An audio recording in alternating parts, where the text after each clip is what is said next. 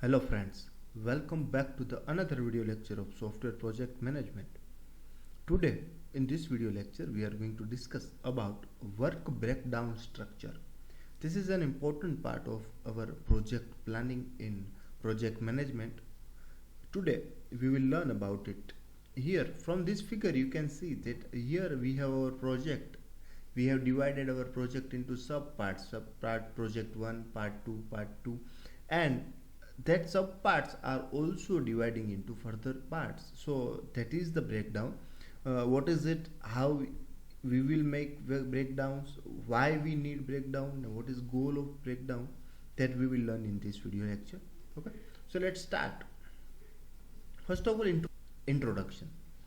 Dividing complex projects to simpler and manageable tasks is the process identified as work breakdown structures.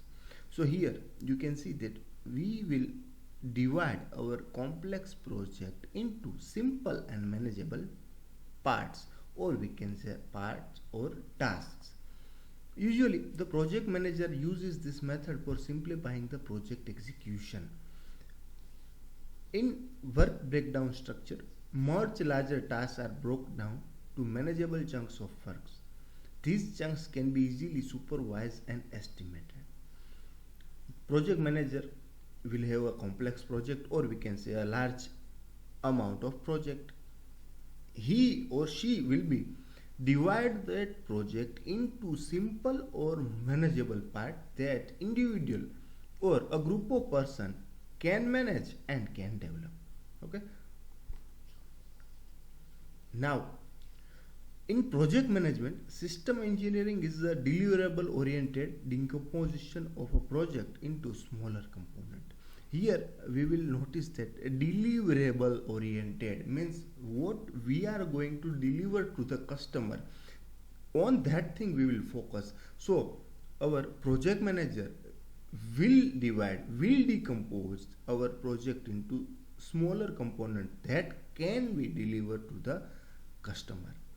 A work breakdown structure element may be a product, data, a service, or any combination. It, if we have a complex problem, then we, or we can say our project manager will divide that, and that divisions can be a product, can be a data, can be a service, or it can be a combination of anything. Means combination of product and data, combination of data and service, combination of product and service, it can be anything. A work breakdown structure also provides the necessary framework for detailed cost estimation and control, along with providing guidance for schedule development and control. Okay, if we divide our project to small chunks, then our detailed cost estimation will be easy, because for particular amount of work we will need this amount of cost, this amount of effort. Then we get detailed cost estimation through the work breakdown structure. This is an example of work breakdown structure. Here you can see we have our whole project. In it we have two major tasks. Task 1 is divided into two subtasks, subtask 1.1 and subtask 1.2. Here also we can say our task 2 is also divided into subtask 2.1. Here you can say again subtask is divided into work packages. So work package 1.1.1. Here subtask 1.2 is divided into work packages 1.2.1 and 1.2.2. Here this is a simple example of work breakdown structure. If we compare it with any index, that index, you can say our unit numbers will divide our whole subject into different portion. For example, in a single subject of software project management we have total 8 units. So that 8 units are the task that here we have divided it into. Particular unit there will be some different topics, so that different topics are also a division of that unit. So that is the example of work breakdown structure. Now we will learn that how work breakdown structure helps to manager. First of all, we will talk about that facilitate evaluation of cost, time and technical performance of the organization. With the breakdown structure, our manager can evaluate these things: cost, time and technical performance. Work breakdown structure also provides management with information appropriate to each organization level. It will help into the development of organization. Breakdown structure which assigns project responsibility to organizational unit and individuals. We will talk about this topic. Here, work breakdown structure will divide a whole product into some individual tasks. So through that breakdown, manager will assign some project responsibility to the units or individuals, means which portion will be conducted by whom, any individual or any group. It also helps manager in plan, schedule and budgeting. That defines communication channels and assists in coordinating the various project elements. Okay, so here this is the task by which our work breakdown structure help the manager. Next is accurate and readable project organization. Accurate assessment of responsibility to the project team. Here, accurate assignment means we have a team of 50 designer, or we can say a 50 members team for the project development. Then from that 15, which two person will assign to the coding portion, which persons will assign to the risk management function, which person will assign to the our testing function. So that will be the accurate on the basis of work breakdown structure. That indicates the project milestone and control points. Means if we divided our project into some small chunks, then we will easily get our project milestone and control points. It helps to estimate the cost, time and risk. It illustrates the project scope so the stakeholder can have a better understanding of the same. Now we will learn about the purpose of work breakdown structure. So there are three reasons to use work breakdown structure in projects. If we talk about first, then it helps more accurately and specifically define and organize the scope of the total project. Second reason is using a work breakdown structure in project is to help with assigning responsibility, resource allocation, monitoring the project and controlling the project. And third and final reason is it allows you to double check all the deliverables specified with the stakeholders and make sure there is nothing missing or overlapping. Next question. What we need to get started? We want to break down our software, we want to break down our project, but for that what we will need? So for that we will need the project scope statement, the project scope management plan, organizational process asset and approved change request. So this will needed to get started for the work breakdown structure. Also, to break down our product, we can use our tools that gives us to the work breakdown structure templates and decomposition. For this work breakdown structure, we have many tools are available, and also for the decomposition, we have many tools are available. Now, process of work breakdown structure.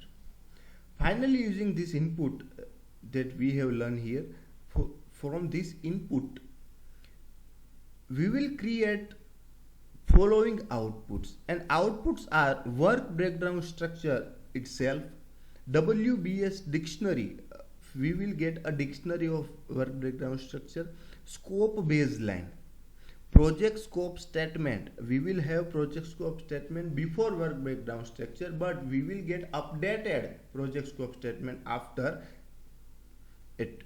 Project scope management plan, also updated project scope management plan we will get from the WBS.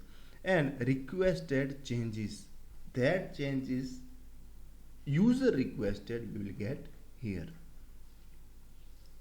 Now it comes to how to build a work breakdown structure. So begins with the charter that we have already learned into first chapter. What is the charter? Means that will be a document in which our totally things will be decided, our goals will be decided, our who are the stakeholders that will be decided, our milestone will be decided into the charter. We will focus on the objectives and deliverables. So these three things we will have, and from that we will start our WBS. Break the main product down into sub product. If we have a project and that we have 4 total modules, then we will divide that a single product into 4 sub modules. Set the structure to match how you will manage the project. We will, or we can say our manager will set the structure to manage the project. Lowest level, not too detailed, not too large. Means if we have divided our project from 1 to 1.1, 1.1.1 means we have divided into 3 levels. Then third level is the lowest level. Then that third level, lowest level must not too detailed and not too large. There will be a question for us that is there a need of integration? Means if we have divided into the details, means if they are too detailed, then its integration is needed or not. After that, identify support activities. For each and every individual task, we will have to identify the support activities. Check for completeness. Means is all the effort included for our product division, for product decomposer, all the effort are included or not. Develop a coding structure if needed. If our product or we can say project is reliable on much coding, then we will have to develop a coding structure. Next is assign work package managers. For the each and every work we will assign to the individuals or to the group of people. Next is construction of a work breakdown structure. Identifying the main deliverables of project is the starting point for delivering a work breakdown structure. Means whole project is a deliverable. This important step is usually done by project managers and the subject matter experts, means SME. Once this step is completed, the subject matter experts start breaking down the high level task into small chunks of works. So here a new member SME, means subject matter experts, comes into the picture. In the process of breaking down the task, one can break them down into different level of detail. As we have discussed previously, that if we dividing it 1.1.1, it means they are into the 3 levels. So it can be break down them into different level of detail. One can detail a high level task into 10 subtasks, while another can detail the same high level task into 20 subtasks. It depends on to your subject matter expert. Your subject matter experts can divide into 10 tasks, or another subject matter experts can divide same module, same task into 20 subtasks. Next and last, what are the goals of work breakdown structure? So by practicing this work breakdown structure, our goal is giving visibility to important work effort, giving visibility to risky work effort. What are the important tasks into our software, into our project? What are the risky tasks? what are the risk efforts into our software, illustrate the correlation between activity and deliverables, what we are going to deliverable, and for that what we are going to do, correlation between those two things. Show clear ownership by task leader, means which task will be under of which individual or which group of people. So these are our goals of work breakdown structure. Okay, so this is it for today's video lecture. If you like this video, then like, comment and subscribe. Also share it with your friends. Thank you, friends.